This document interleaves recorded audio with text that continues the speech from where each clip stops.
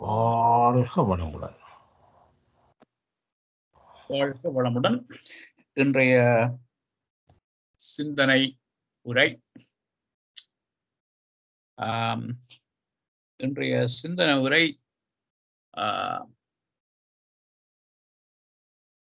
மனவளக்கலையில் அல்லது ஸ்கை யோகா சிஸ்டத்தில் மூச்சு பயிற்சிகள் என்பதாகும். இந்த தலைப்பை சில கிழமைகளுக்கு முன்பாக நடத்திய எளிமைப்படுத்தப்பட்ட உடற்பயிற்சிகளும் எளிமைப்படுத்தப்பட்ட பயிற்சிகளும் ஆழ்ந்த சூக்குமங்களும் என்ற தலைப்பின் ஒரு தொடர்பாக எடுத்துக்கொள்ளலாம். அதனுடைய ஒரு தொடர்ச்சியாக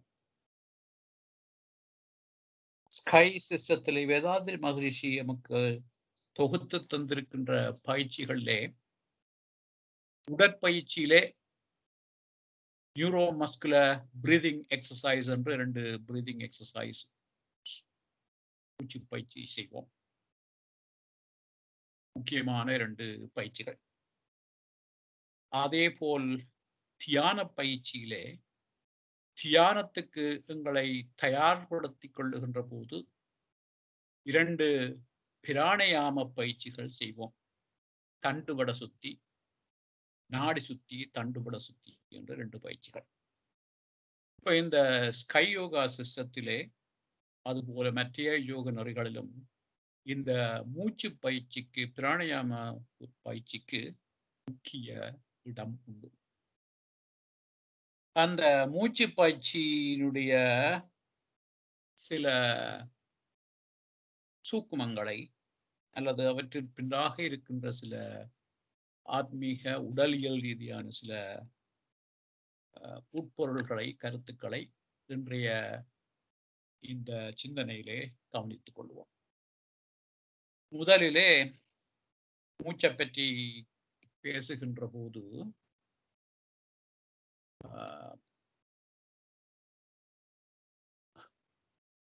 உடலியல் ரீதியாக வந்து மூச்சை பார்ப்போம். ஸோ மன்னித்துக் கொள்ள வேண்டும், பயாலஜி 101 ஆரம்ப கட்ட உடலியல் அது உயிரியல் நெறியிலே சில விடயங்களை அடிப்படையான விடயங்களை பார்ப்போம். இந்த சுவாசம் மூச்சு என்று சொல்லுகின்ற போது அந்த மூச்சு தான் எமது உடலில் இருக்கின்ற அத்தனை பாகங்களுக்கும் ஆக்சிஜனை எடுத்து செல்லுகின்ற ஒரே ஒரு வழி. நம்முடைய உயிர் வாழ்வுக்கு ஆக்சிஜன் மிக அத்தியாவசியமானது. அந்த ஆக்சிஜனை உடல் உள்ள அத்தனை செல்களுக்கும் எடுத்து செல்லுகின்ற ஒரே ஒரு வழி இந்த மூச்சுத்தான். எங்களுடைய உடல் நலத்துக்கு, மனவளத்துக்கு, மூளை செயற்படுவதற்கு, நரம்புகள் நாடிகள் இணைவதற்கு, கிளான்ஸுகள் இயங்குவதற்கு, ஒவ்வொரு உறுப்பும் இயங்குவதற்கு இந்த ஆக்சிஜன் மிக அவசியமானது. இந்த ஆக்சிஜன் போதிய அளவு உடலுக்கு கிடைக்கவில்லை என்று சொன்னால் விரைவிலே நாங்கள் வயதானவராக, உடல் பாதிப்பு உள்ளவர்களாக, எல்லா உடலும் பாதிக்கப்படுகின்ற ஒரு நிலை ஏற்படும். அந்த அளவுக்கு முக்கியமானது இந்த ஆக்சிஜன் உடலுக்கு. இந்த சுவாசம் அல்லது மூச்சு தனியே ஆக்சிஜனை உடல் உள்ள பாகங்களுக்கு எடுத்து செல்லுகின்ற ஒரே ஒரு வழிமுறை மட்டுமல்ல, இந்த உடலிலே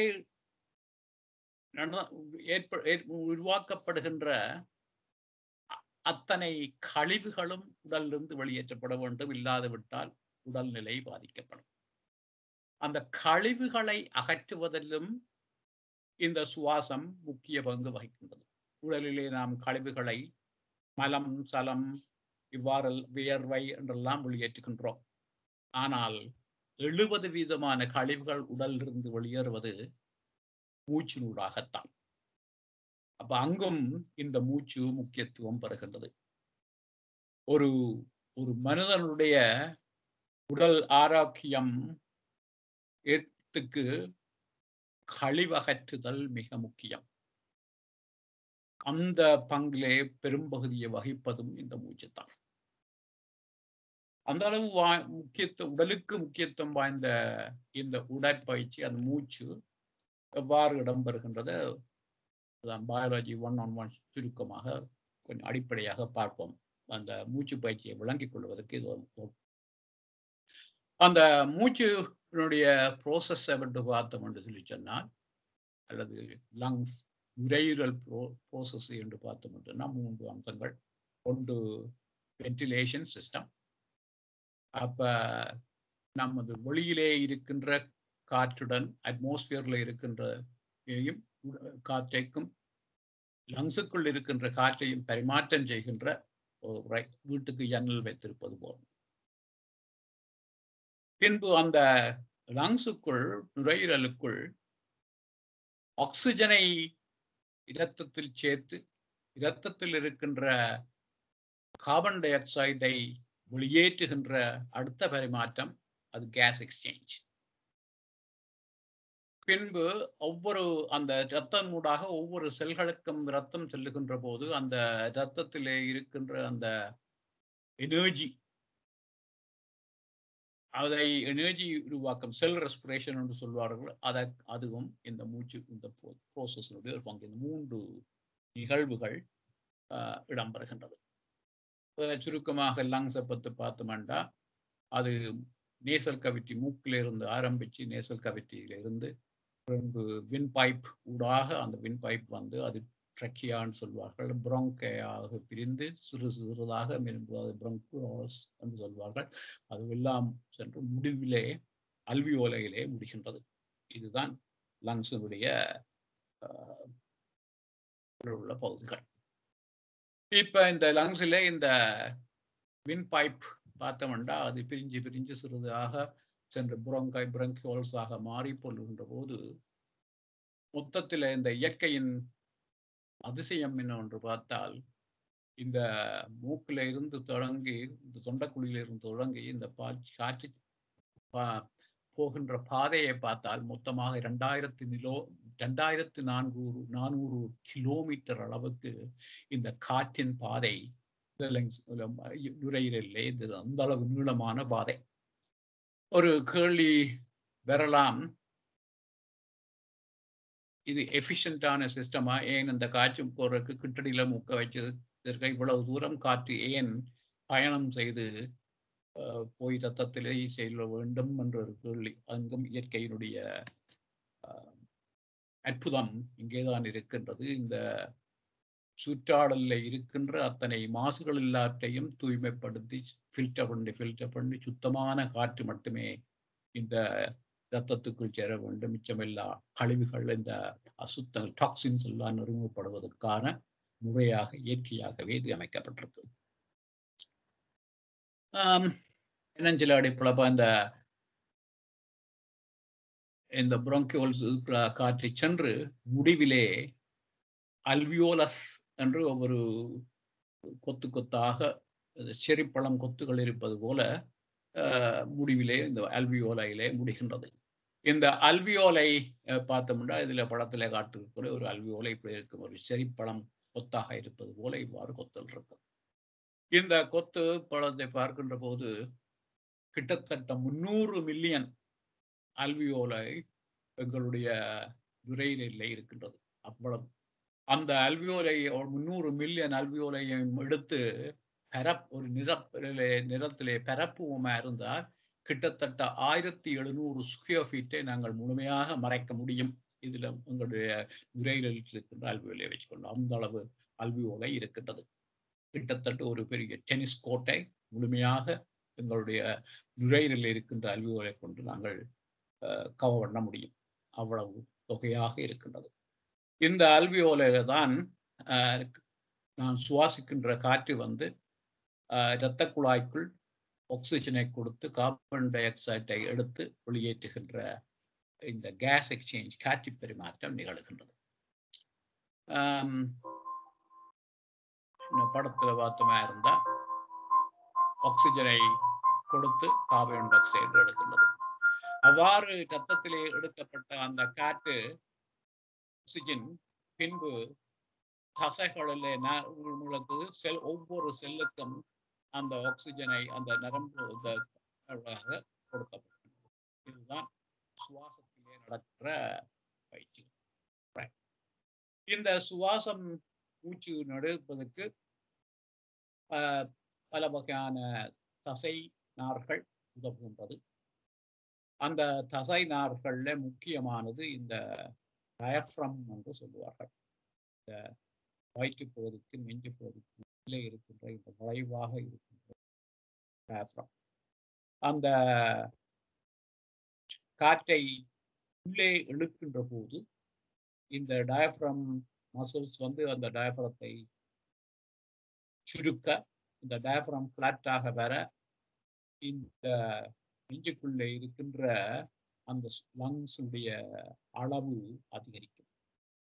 அவ்வாறு இந்த நுரையீரலுக்குள்ள இருக்கின்ற அந்த காத்து பாய் அந்த அதிகரிக்கின்ற போது அந்த நுரையீரலுக்குள்ள இருக்கின்ற அமுக்கத்துக்கும் பிரஷருக்கும் வெளியில் இருக்கின்ற அமுக்கத்துக்கும் இடையில வேறுபாடு ஏற்பது. நுரையீரலுக்குள் இருக்கின்ற அமுக்கம் குறைகின்ற போது வெளியிலிருந்து காற்று அமுக்கம் குறைந்த இடத்துல இருந்து அமுக்கம் கூடிய இடத்துக்கு காற்று செல்லுகிறது.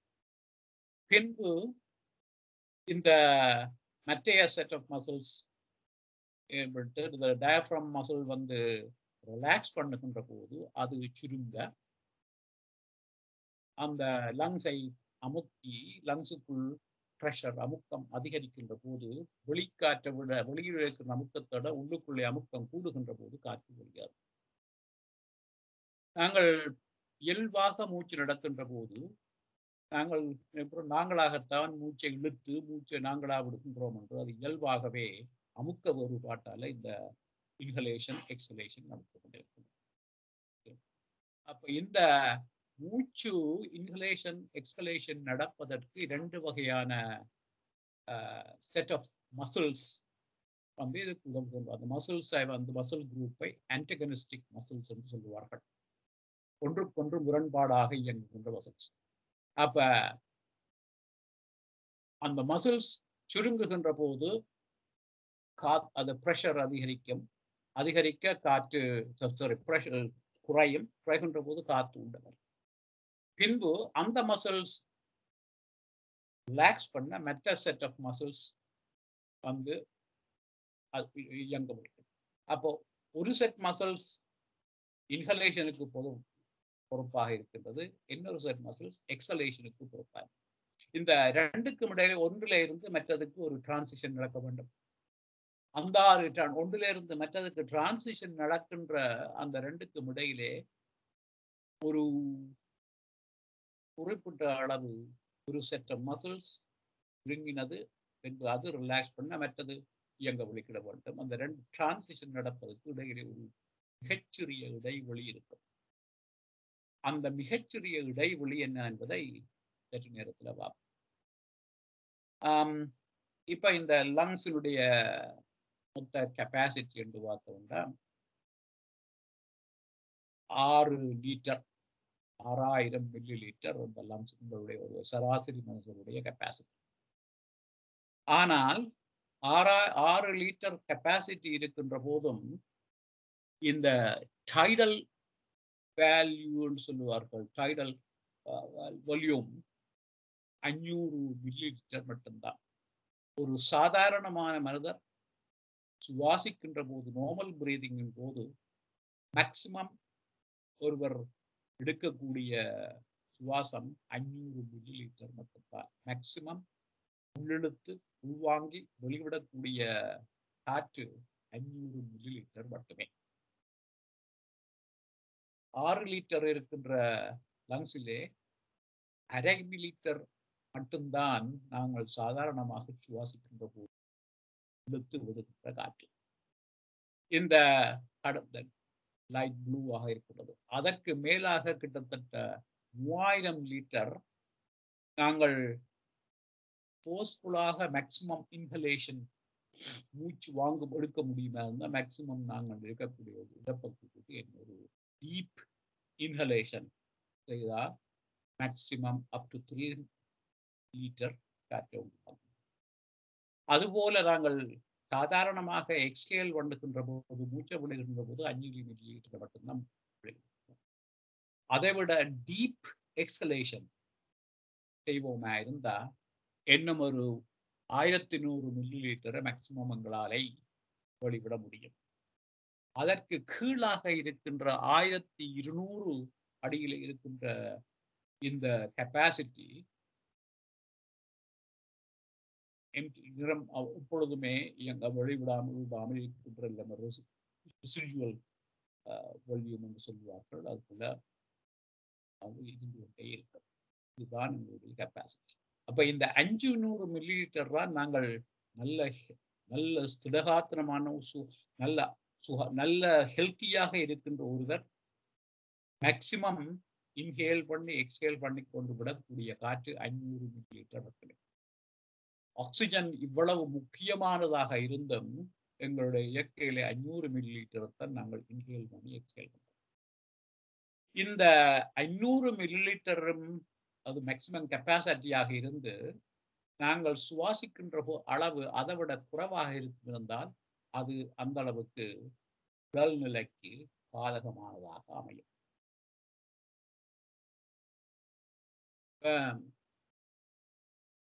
சில பேசிக் ஃபேக்ட்ஸ் சொல்லுவோம். அப்ப கிட்டத்தட்ட ஒரு சராசரி மனிதன் சுவாசிக்கின்ற போது பிறந்த குழந்தை கிட்டத்தட்ட ஒரு நிமிடத்துக்கு 30 தொடக்கம் 60 மூச்சுக்கள் எடுக்கின்றது.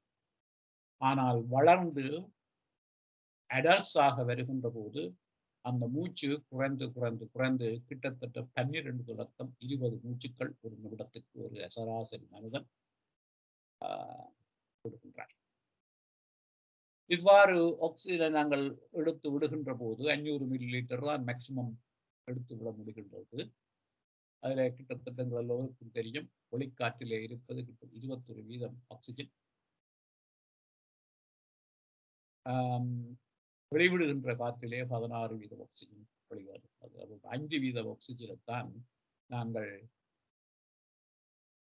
இரத்தத்துக்கு பரிமாற்றம் செய்கின்றோம். இவ்வாறு இந்த ஆக்சிஜன் வளர்க்கின்ற போது இந்த ஆக்சிஜன் இரத்தம் ஊடாக சென்று ஒவ்வொரு செல்லிலையும் சக்தி உருவாக்கம் நடைபெறுகிறது. Energy production.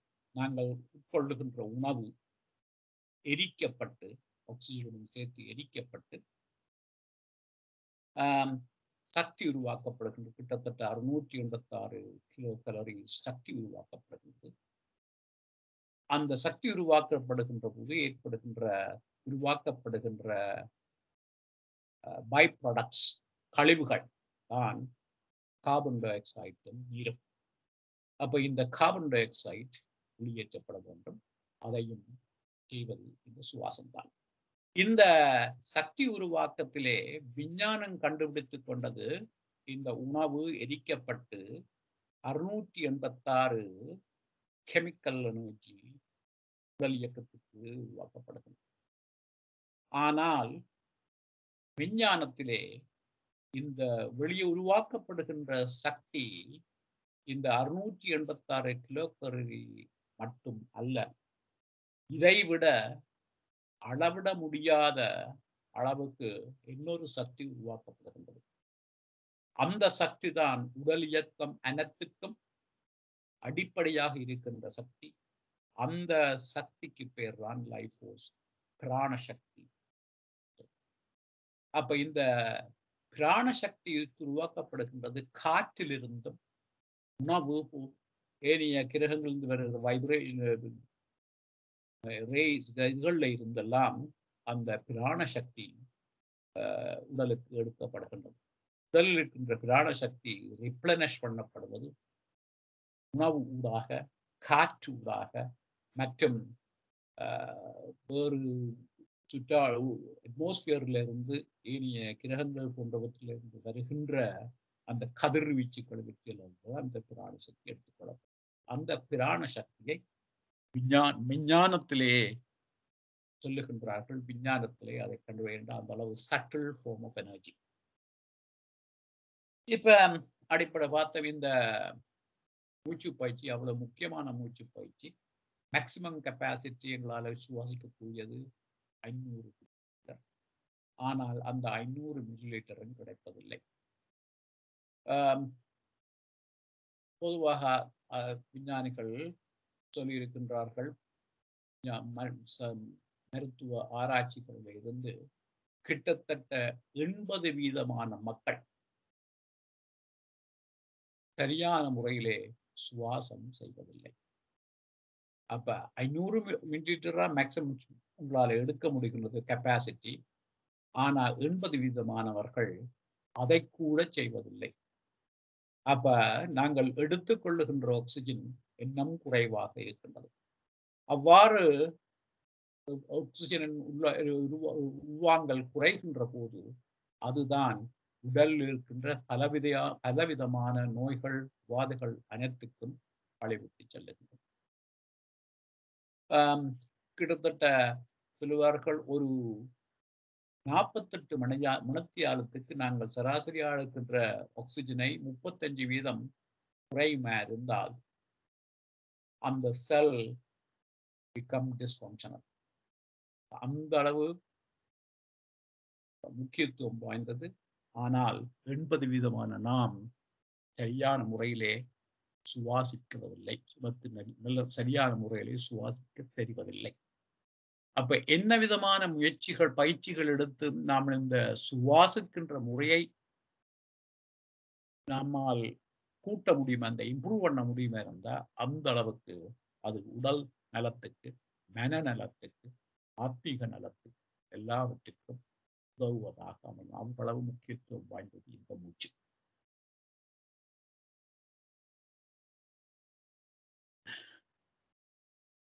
ஏற்கனவே சொன்னதான், அப்போ அந்த மூச்சு அன்ஹெல்தி பிரீதிங், நல்ல முறையிலே மூச்சு நாம் எடுக்க முடியவில்லை என்று சொல்லி சொன்னா அதற்கு காரணம் பலர்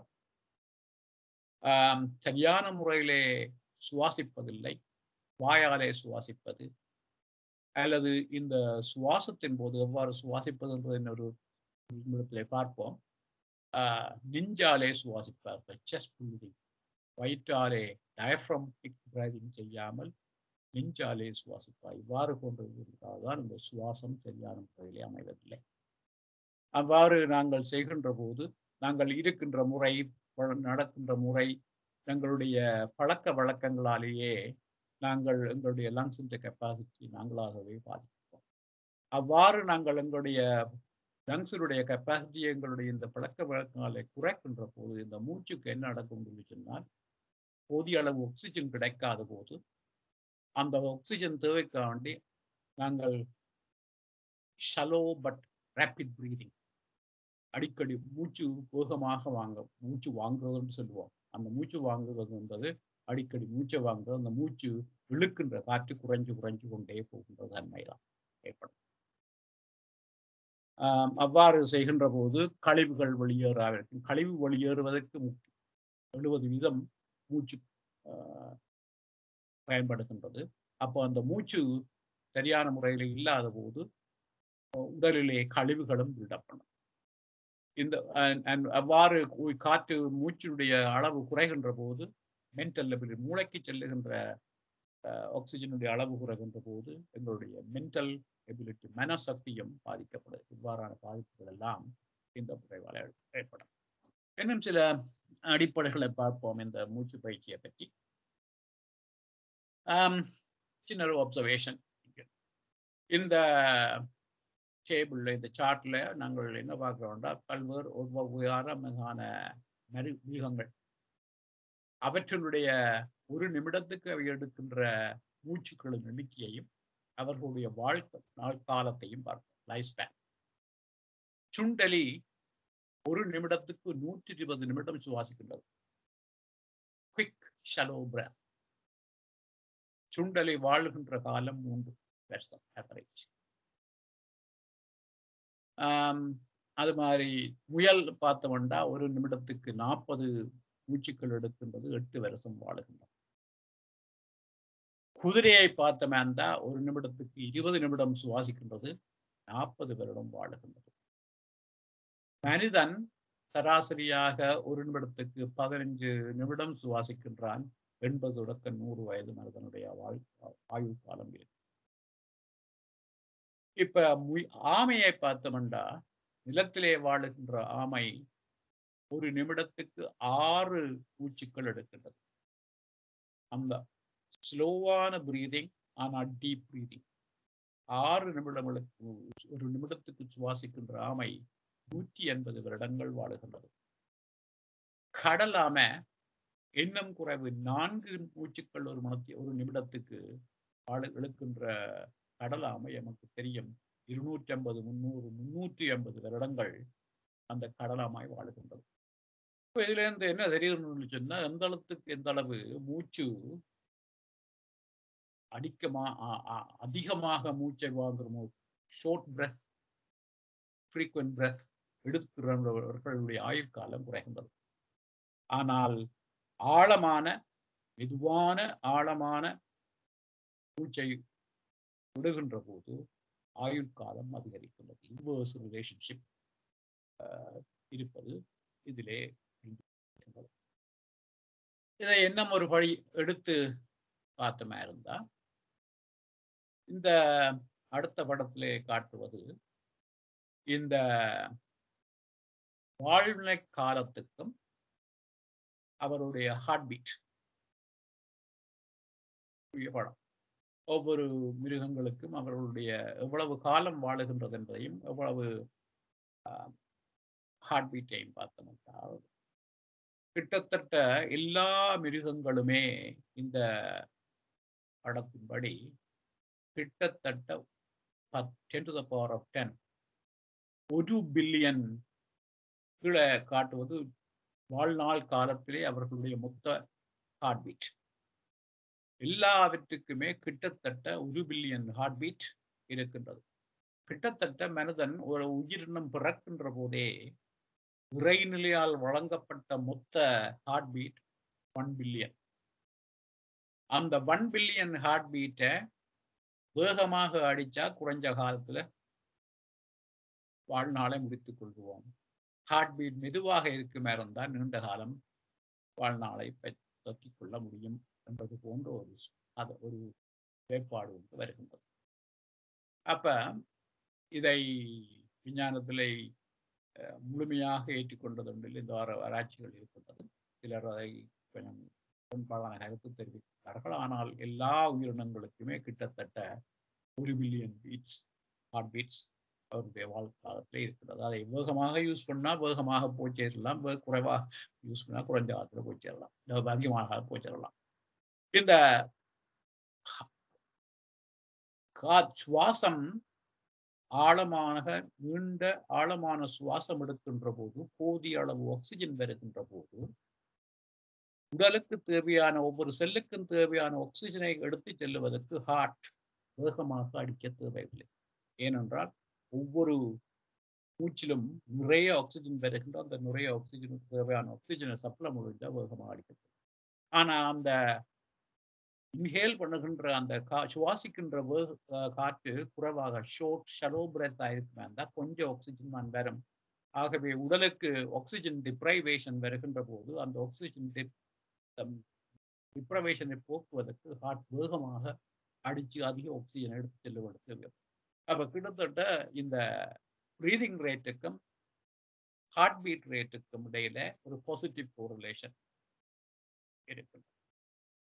Sorry, negative correlation on the heartbeat. The oxygen rate breathing rate குறைகின்ற போது ஹார்ட் பீட்டும் குறைவாக, பிரீதிங் ரேட் அதிகரிக்கின்ற போது ஹார்ட் பீட்டும் அதிகமாக ஏற்படும். அப்ப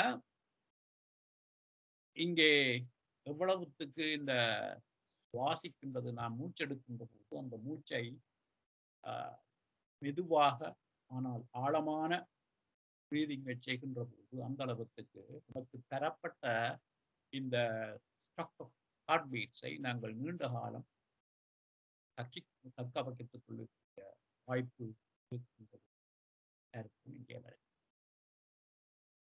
இப்ப இன்னொரு விஷயம் நான் தமிழும் முடித்துக் கொள்வோம். நான் ஏற்கனவே சொன்னேன், இந்த மூச்சு இன்ஹேல் பண்ணி எக்ஸ்ஹேல் பண்ணி 2 வகையான 2 செட்ஸ் ஆஃப் மசில்ஸ் உதவுகின்றன. antagonistic, two sets of antagonistic muscles. ஒரு செட் ஆஃப் மசில்ஸ் சுருங்குகின்ற போது அது இன்ஹிலேஷனுக்கு உதவுகிறது, அது ரிலாக்ஸ் பண்ண மற்ற செட் மசில்ஸ் ஆக்டிவேட் பண்ணும். அப்போ ஒன்றில இருந்து ஒரு செட் ஆஃப் மசில்ஸ் இயங்குறதுல இருந்து நிறுத்தி மற்ற செட் ஸ்டார்ட் பண்ணுவதற்கு இடையிலே ஒரு மிகச்சிறிய நானோ செகண்ட் கேப் இருக்கும். அது இயல்பாக உரைநிலையிலே எங்களுடைய இந்த ஏற்படும்.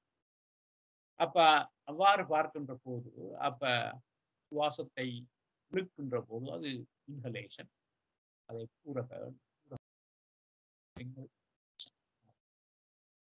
அப்ப காத்து உள்ளுக்கு போகும்.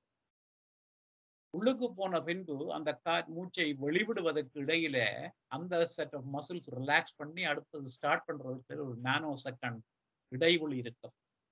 அந்த இடைவெளியைத்தான் கும்பகம் என்று சொல்லுகிறார்கள். இந்த இடத்திலே இழுத்த பின் மூச்சை உள்வாங்கிய பின்பு வெளிவிடுவதற்கு வருகின்ற இருக்கின்ற இடைவெளி அந்தர கும்பகம். பின்பு அதன் பின் மற்ற செட் ஆஃப் மசில்ஸ் இயக்கம் பெறுகின்ற போது மூச்சை வெளிவிடும் எக்ஸலேஷன். மூச்சை வெளிவிட்ட பின்பு அந்த மசில்ஸ் ரிலாக்ஸ் பண்ண மற்ற மசில்ஸ் ஆக்டிவேட் பண்ண வெளிக்கிடுகின்ற போது ரெண்டுக்கும் இடையிலே ஒரு சின்ன இடைவெளி இருக்கும். அது அடுத்த அது பகிய கும்பகம். அப்ப இயல்பாகவே மூச்சை இழுத்து வெளிவிடுவதற்கு முன்பு ஒரு கும்பகம், பின்பு மூச்சை விட்ட பின்பு வெளிவிடுவதற்கு முன்பு ஒரு கும்பகம். அது இயல்பாகவே நமக்கு இருக்கின்ற இருக்கும். சில இந்த பிராணயாம பயிற்சிகளிலே வேதாத்திரி மகரிஷி எங்களுக்கு அதை செய்யக்கூடாது என்று பணித்திருக்கிறார்கள். இந்த ஊரகத்துக்கும் ரெச்சகத்துக்கும் இடையில இருக்கின்ற அந்த கும்பகம், அதுபோல ரெச்சகத்துக்கும் பின்பு ஊரகத்துக்கும் இடையில இருக்கிற இந்த கும்பகம், இதை சில பிராணயாம பயிற்சிகளே நாங்களாக அதை செய்கின்ற போது ஒரு நன்கு பயிற்றப்பட்ட ஆசிரியருடைய கவனமின்றி, ஆசிரியருடைய வழிகாட்டுதலின்றி அந்த பயிற்சி செய்யக்கூடாது என்று அவர் கூறுவார். காரணம், இந்த கும்பகத்தை செய்கின்ற போது உடலிலே கார்பன் டை ஆக்சைடு அந்த கழிவு உடலிலே நிறுத்தி வைக்கப்படுகின்றது. அதனால் சில ஆத்மீக நன்மைகள், ஆனால் அது உடலை மிக அதிகமாக கழிவு நிறுத்தி ஏற்படும். அதுக்கு சரியான அளவு முறைகளுடன் செய்ய வேண்டும். ஆகவே அதனாலே செய்யக்கூடாது என்று ஒரு ஆசிரியருடைய வழிகாட்டு யாரும் மகரிஷி, வேதாத்திரி மகரிஷி எப்பொழுதுமே இந்த யோக பயிற்சியை மக்கள் மயப்படுத்திய போது இந்த மக்களுடைய பாதுகாப்பு அதிகளவு. அதனாலே வேதாத்திரி மகரிஷி இந்த பயிற்சி யோகத்தை முழுமையாக கொடுக்கிறார். இப்ப இந்த மூச்சு பயிற்சியை செய்கின்ற போது எவ்வாறு மூச்சு எடுப்பது என்பதை பார்ப்போம். அந்த மூச்சு செய்கின்ற போது 3 வகையான செக்மெண்ட், லங்ஸினுடைய அடிப்பகுதி, நடுப்பகுதி. இந்த லங்ஸினுடைய அடிப்பகுதி அதைத்தான் அப்டமினல் பிரீதிங் அல்லது டயஃப்ரமேட்டிக் பிரீதிங். அப்ப மூச்சை வாங்குகின்ற போது, எடுக்கின்ற போது இயல்பான மூச்சு சுவாசிக்கின்ற போது வயிறு விரித்து டயஃப்ரம் விரிந்து அந்த பகுதி அந்த ஒவ்வொரு மூச்சும் ஒவ்வொரு விதமான தாக்கங்களை டயஃப்ரமிக் உடலிலே கீழ்ப்பகுதியை காற்று எடுத்து, அதுபோல மூளையிலே இந்த ரெப்டலியன்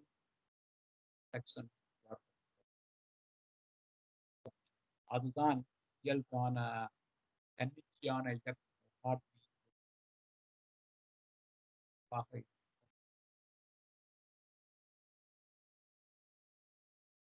அதுபோல நடுப்பகுதி பிரீதிங், அதை thoracic breathing, chest breathing.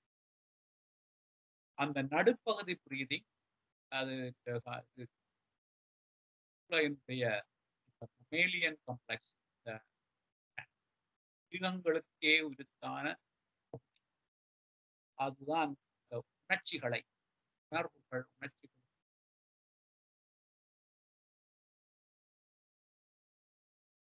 Breathing clavicular breathing, மேல் பக்கம் மேல் ஷோல்டர் ஏரியா.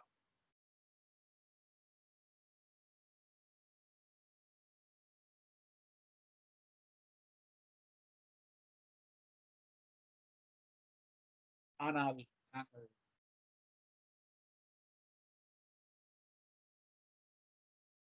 abdominal breathing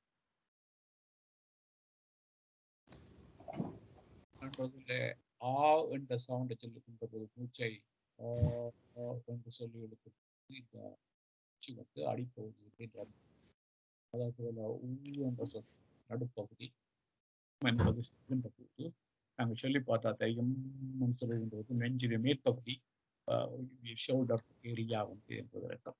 அப்போ இந்த மூச்சு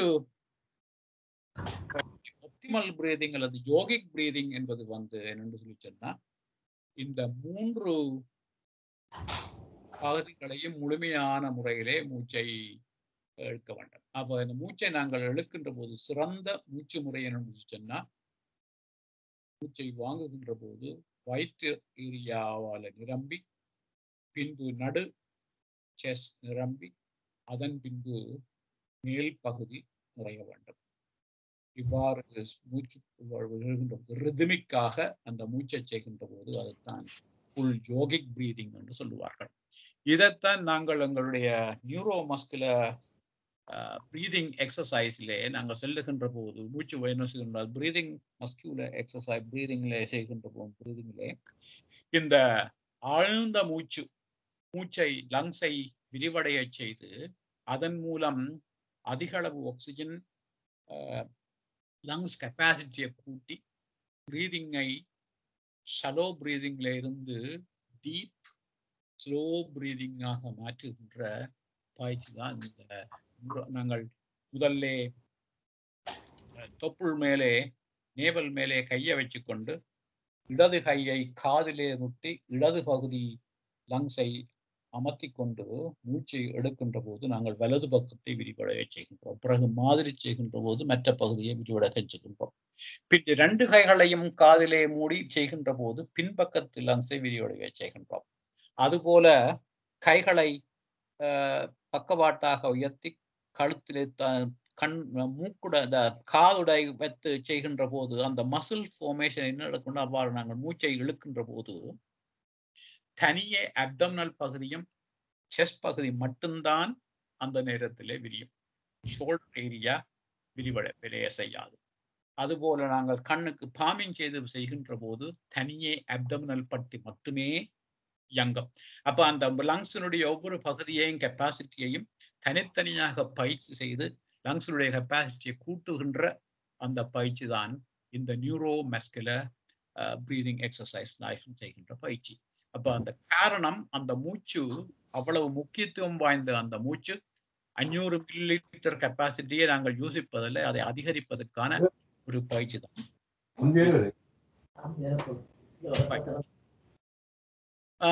இது ஆன்மீக உடலியல் ரீதியான விளக்கம். இப்ப இதை நாங்கள் அடுத்து ஆன்மீக ரீதியாக ஆன்மீகத்திலே இந்த மூச்சு பயிற்சியினுடைய முக்கியத்துவத்தை பற்றி பார்ப்போம்.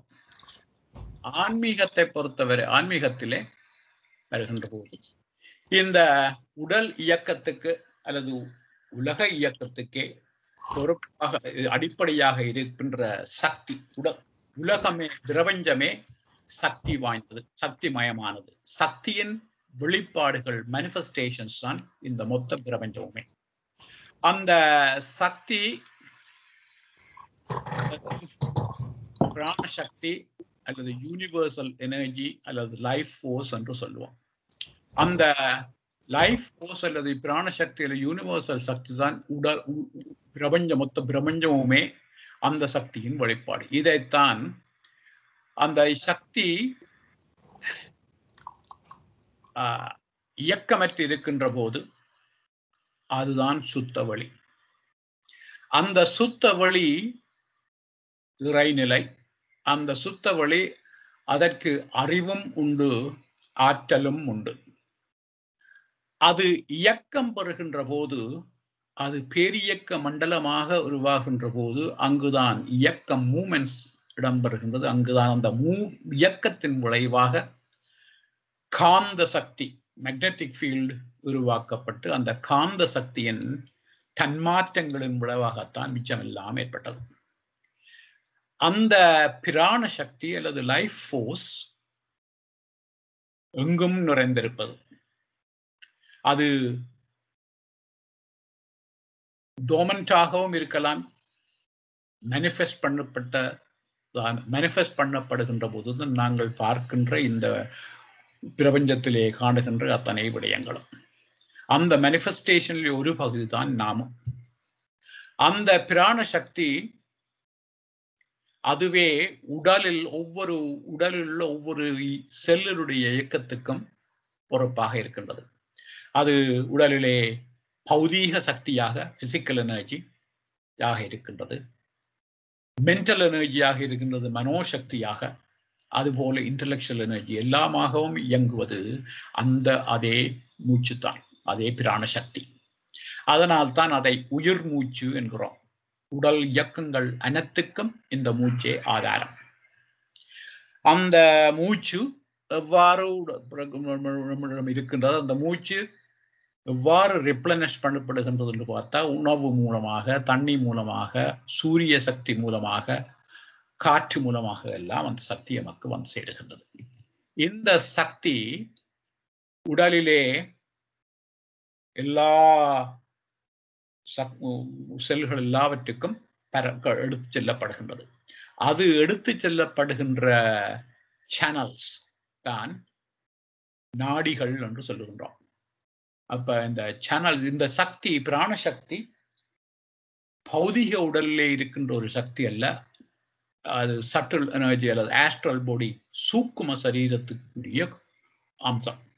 அந்த சூக்கும சரீரத்திலே இந்த சக்தியானது உடல் முழுவதும், அந்த சூக்கும சரீரம் முழுவதும் நாடிகள் மூலமாக எடுத்து செல்லப்படுகிறது. 72,000க்கும் மேற்பட்ட நாடிகள் இருக்கின்றன. அந்த சக்தியின் மூலம் அதுதான் மூலாதாரம்.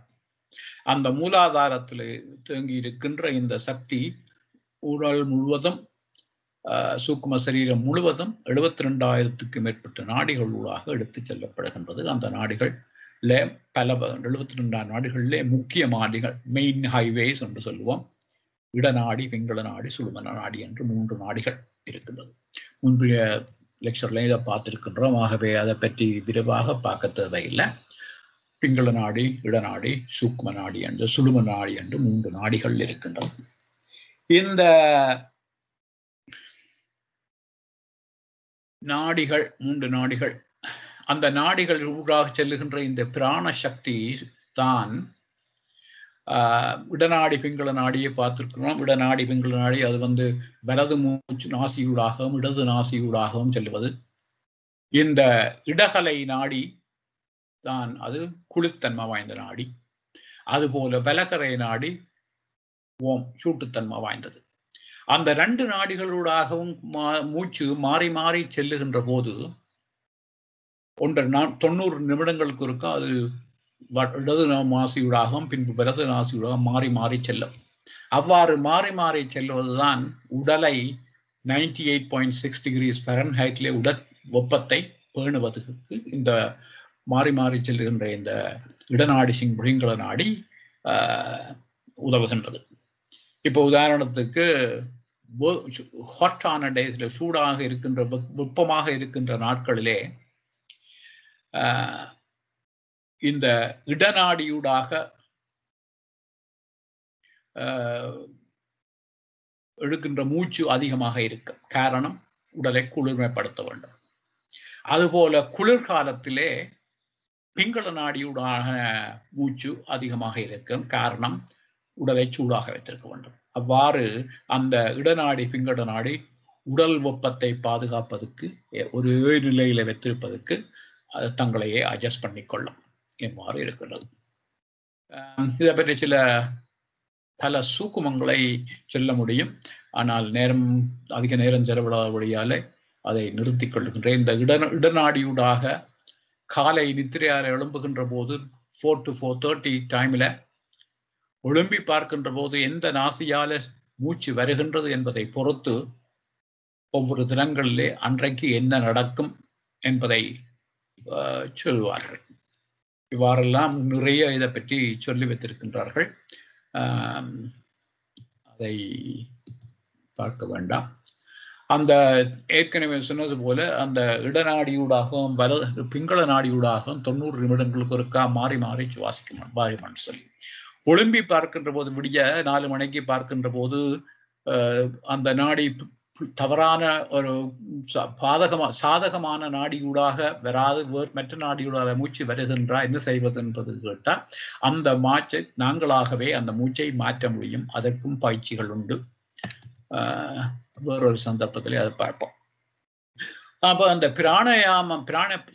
அந்த பிராண சக்தி, லைஃப் ஃபோர்ஸ், உடலிலே வனது எல்லாத்தையும் தொகுப்பாக பிராண சக்தி அல்லது லைஃப் ஃபோர்ஸ் என்று சொல்லுகின்றோம். ஆனால் அந்த பிராண சக்தி உடலிலே, அந்த சூக்ம சரீரத்திலே வெவ்வேறு தேவைகள் வெவ்வேறு இடங்களிலே அது வேறுபட்ட சக்தியாக இயங்குகின்றது. அதை அந்த ஞானிகள் 10 வகையாக கண்டுள்ளார்கள். அதைத்தான் 10 வாயுக்கள், தசவாயுக்கள் என்று சொல்லுகின்றார்கள். அந்த 5 வாயுக்கள் முக்கியமான தசவாயுக்கள். அந்த பிராணவாயு எல்லாமே பிராண சக்தி. அதற்குள் பேர்ந்து பிராணவாயு என்ற குறிப்பிட்ட இடத்திலே இயங்குகின்ற சக்தியை பிராணசக்தி அல்லது பிராணவாயு என்று சொல்லுவார்கள். அந்த பிராணவாயு இது இருதயத்தை உள்ள ஏரியாவிலே இருக்கின்ற இயங்குகின்ற வாயு. அந்த இருதய ஏரியாவில் இருக்கின்ற எல்லா ரகம் த்ரோட் விசுத்தி வரையில இருக்கின்ற எல்லா விதமான கிளான்ஸையும் இயக்குவதற்கு உதவுகின்ற வாயு அந்த பிராணவாயு. அதனுடைய இயக்கம் மேல் நோக்கியதாக இருக்கும். சத்தம், ஹார்ட் பீட் பண்ணி லங்ஸ் வேலை செய்து மூச்சு நடப்பதற்கு எல்லாம் உதவுகின்ற வாயு இந்த பிராணவாயு. அவனவாயு என்பது இந்த முள்ளந்தண்டின் அடிப்பகுதியிலே கீழ்ப்பகுதியிலே இருக்கின்ற வாயு, இயங்குகிற வாயு. அது அந்த ஏரியாவில் இருக்கின்ற எல்லா விதமான கிளாஸ், மூலாதாரம், சுவாதிஸ்தான சக்கரங்களை அண்டி இருக்கின்ற சுரப்பிகள், கிளான்ஸை இயங்குவதற்கு உதவுகின்ற வாயு இந்த அவனவாயு. இதனுடைய இயக்கம் கீழ் நோக்கியது. இந்த அவனவாயுதான் வெளியேற்றுவதற்கான வாயு. அப்ப மலம் கழிப்பதற்கு, சலம் கழிப்பதற்கு, ஈவன் குழந்தை பெரு மகப்பேறு நிகழ்வதற்கு, குழந்தை வெளிவருவதற்கு எல்லாம் இயங்குகின்ற வாயு இந்த அவனவாயு. சமணவாயு இது இந்த தொப்புள் பகுதியிலே இருக்கின்ற கிளான்ஸை இயக்குகின்ற வாயு. அப்போ இந்த வாயுதான் சமிபாட்டுக்கு, அதில் இருக்கின்ற சமிபாட்டு தொகுதியிலே இருக்கின்ற கிளான்ஸ் எல்லாத்தையும் இயக்குவதற்கான வாயு இந்த சமணவாயு. இந்த சமணவாயுதான் மென்டல் டிஸ்கிரிமினேஷன், மனிதனுடைய மென்டல் டிஸ்கிரிமினேஷனுக்கு நல்லது எது, கூடாதது, கிட்டது எது என்பதை பிரித்து பார்த்து அறிகின்ற அந்த ஃபங்க்ஷனை நிகழ்த்துவதும் இந்த சமணவாயு தான். இதனால் தான் சொல்லுவார்கள், சில நேரங்களில் சில நிகழ்ச்சிகள் நடக்கின்றது வயிற்றில் பட்டர்ஃப்ளை பறக்கின்றது என்ற சொல்லுவார்கள். அந்த மாதிரியான உணர்வுகள் எல்லாம் வருவதற்கு அந்த ஏரியாவில் இருக்கின்ற வாயு தான் அதுக்கு பொறுப்பாக இருக்கின்றது, சமணவாயு. உடனவாயு இது தொண்டை பகுதியிலே இருந்து அதற்கு மேலாக இயங்குகின்ற வாயு.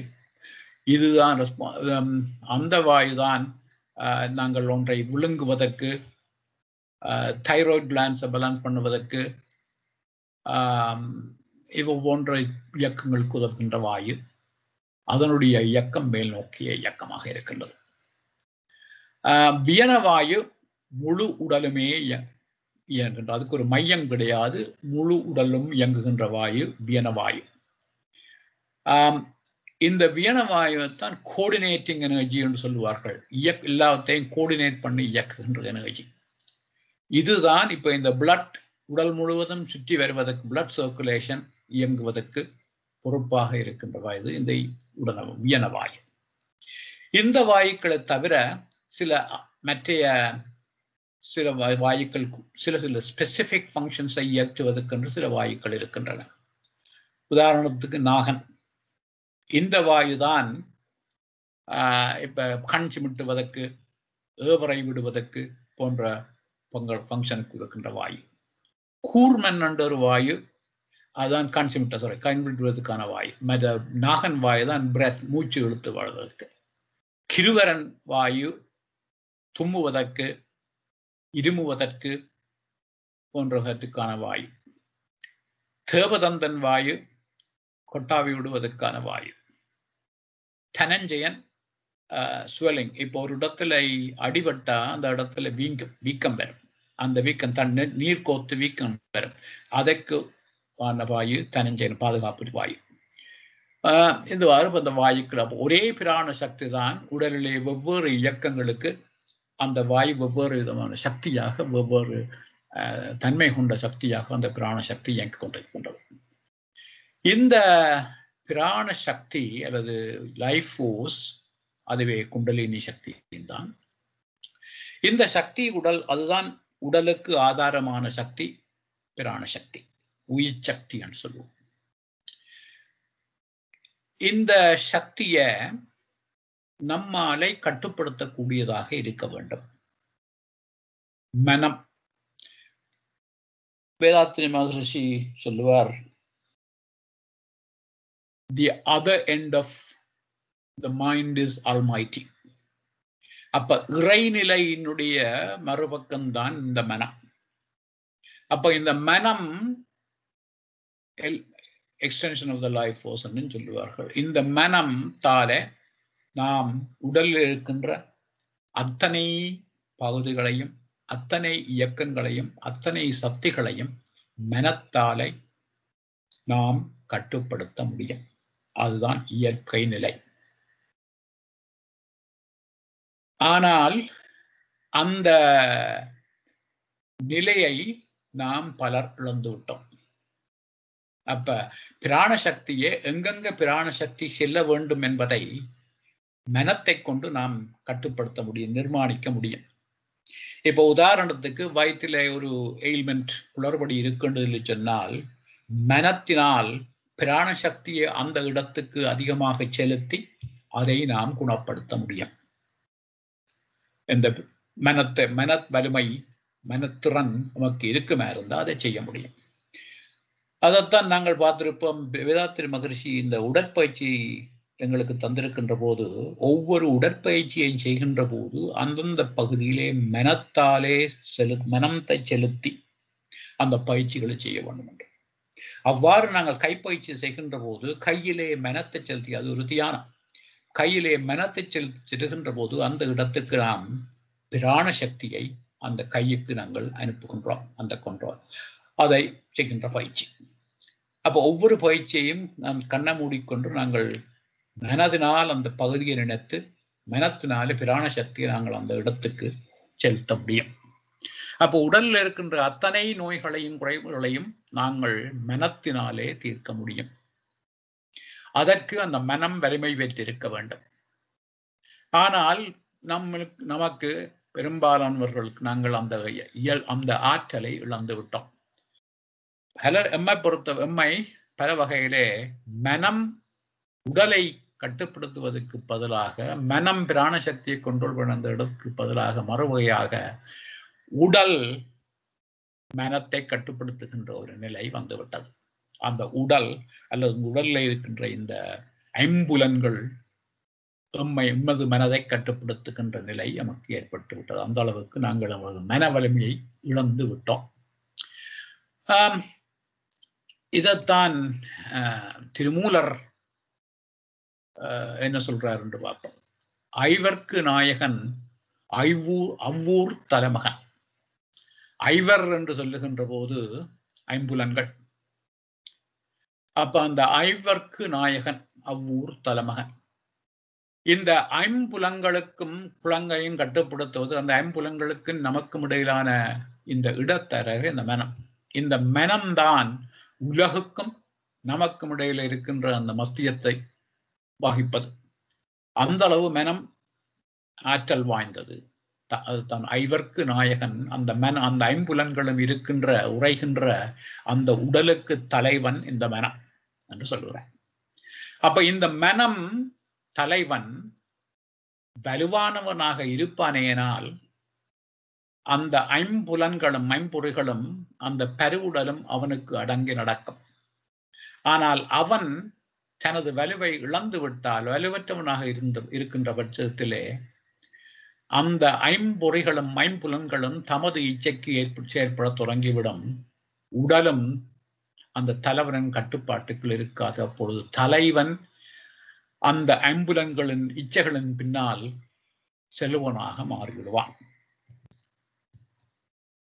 அப்ப அந்த ஆற்றல் நமக்கு உரியது, மனதுக்குரியது. மனம் அந்த கட்டுப்படுத்தக்கூடியதா இருக்கணும். அப்ப அந்த மனம் வலிமை இருக்குமா இருந்தால் அந்த மனத்தினால் அந்த பிராண சக்தியை உடலில் உள்ள எந்த பகுதிக்கும் அனுப்ப முடியும். அதை இந்த மைண்ட் கண்ட்ரோல் செல்ஃப் வில் பவரால நாங்கள் செய்ய முடியுமா இருந்தால் அது மிகச் சிறப்பு. ஆனால் பலருக்கு அது முடிவதில்லை. அப்ப அது முடியாத போது அந்த ஆற்றலை திரும்ப பெற்றுக் கொள்ளுவதற்கு சில கருவிகளை அறிஞர்கள், ஞானிகள் எங்களுக்கு ரிஷிகள் நமக்கு கண்டுபிடித்து தந்திருக்கின்றார்கள். அப்ப அந்த மனம் தான் இழந்த கட்டுப்பாட்டை மீளப் பெற்று அதன் மூலம் பிராண சக்தியை தன் கட்டுப்பாட்டுக்குள் கொண்டு வந்து பிராண சக்தியை தான் நினைத்தவாறு விரும்பிய இடங்களுக்கு எழுதக்கூடிய அந்த நிலையை ஏற்படுத்துவதற்கு சில டூல்ஸ், கருவிகள் மனிதனுக்கு தேவைப்படுகின்றது. அந்த மனிதனுடைய கட்டுப்பாட்டுக்குள் இருக்கின்ற கருவிகள் என்றால் அவை பிசிக்கல் ஆக்டிவிட்டிஸ். பிசிக்கல் மீன்ஸ் தான் பௌதீக இயக்கங்கள், உடல் இயக்கங்கள், உடல் நடவடிக்கை. அவ்வாறான ஒரு பயிற்சி தான் இந்த பிராணயாம பயிற்சி. அப்ப இந்த பிராணயாம பயிற்சியில நாம் சில பௌதீக உடலோட தொடர்புபட்டதுதான் இந்த மூச்சு. அப்ப அந்த சில உடலை வைத்து செய்கின்ற சில கருவிகளை கொண்டு, சில பயிற்சிகளை கொண்டு, சில பயிற்சிகளை செய்கின்ற போது அந்த பயிற்சி மூலம் மனத்தை வலுப்படுத்தலாம். மனத்தை வலுப்படுத்தி, மனத்திலே சில மாற்றங்களை ஏற்படுத்தி, மனத்திலே சில தாக்கங்களை ஏற்படுத்தி, அதன் மூலம் மனத்தை வலுப்படுத்தி போன்ற போது பின்பு அந்த மனம் தான் இழந்த அந்த கட்டுப்பாட்டை மீளப் பெற்று அதன் பின்பு மனம் முழு உடலையுமே தன் கட்டுப்பாட்டுக்குள் கொண்டு வர முடியும். அதற்கான பயிற்சி தான் பிராணயாம பயிற்சி. அப்ப அதுக்கு திருமூலர் என்ன சொல்றாருன்னு பார்க்கலாம். இந்த பாட்டை இதுல முழுமையா முடிக்கவில்லை இந்த இடம். அதற்கு திருமூலர் சொல்லுகின்றார், ஐவர்க்கு நாயகன் அவ்வூர் தலைமகன் உய்யக் கொண்டோரும் குதிரை மற்றொன்றுண்டு. இந்த மனம் என்ற இந்த தலைவன் ஏறி சவாரி செய்கின்ற ஒரு குதிரை இருக்கின்றதா. அந்த குதிரை, இங்கே குதிரை என்ற ஒரு மிருகத்தை திருமூலர் கொண்டு வருகின்றார். இந்த குதிரைக்கு சில சிறப்பு அம்சங்கள் உண்டு. அந்த குதிரை மிக வேகமானது, உறுதியானது, இடைவிடாது ஓடிக்கொண்டே இருக்கும். அதுதான் இந்த குதிரையுடைய தனிக்குணம்.